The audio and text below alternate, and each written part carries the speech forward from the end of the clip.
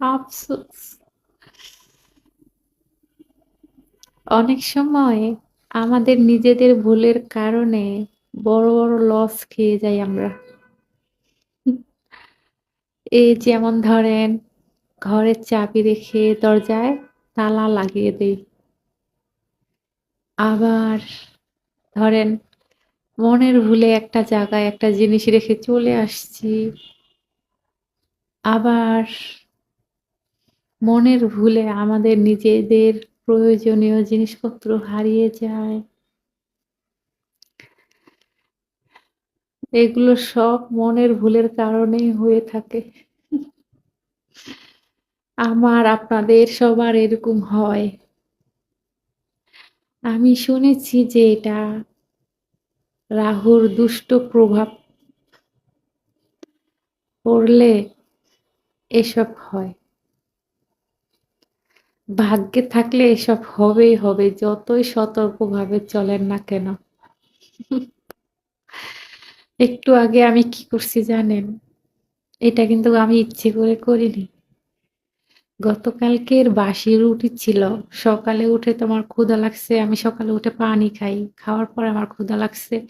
তখন আমি রুটি চুলাতে সেঁকতে গেছি। তাওয়া ছাড়াই সেঁকছি।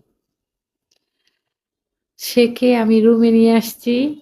গোপাল ভাঁড় দেখছি আর খাইছি। খেয়ে-দেয়ে আমি তো পানি খেয়ে ঘুমিয়ে গেছি। বিছানায় শুয়ে ঘুমিয়ে গেছি।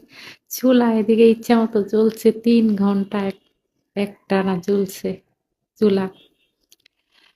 আর আমি তো বোতলের গ্যাস চালাই মানে এলপি গ্যাস চালাই। এইবার বুঝেন নিজের ভুলের কারণে, মন ভোলার কারণে লস খেয়ে গেছি না? কিচ্ছু করার নাই। ভাগ্যে থাকলে এগুলা হয়ই ঠিক। যাই হোক, আল্লাহ ভরসা। আহ আপনারা কেমন আছেন সবাই? আলহামদুলিল্লাহ, আমি তো আপনাদেরই বন্ধু। আমার নাম রুবি। আছি ঢাকা বাংলাদেশ থেকে আপনাদের পাশে। শুনেন, আপনাদের ভালোবাসা একটু, একটু করে আমাকে গিফট হিসেবে দিয়ে যাবেন কেমন? আর আপনাদের জন্য রইল দোয়া ও শুভকামনা।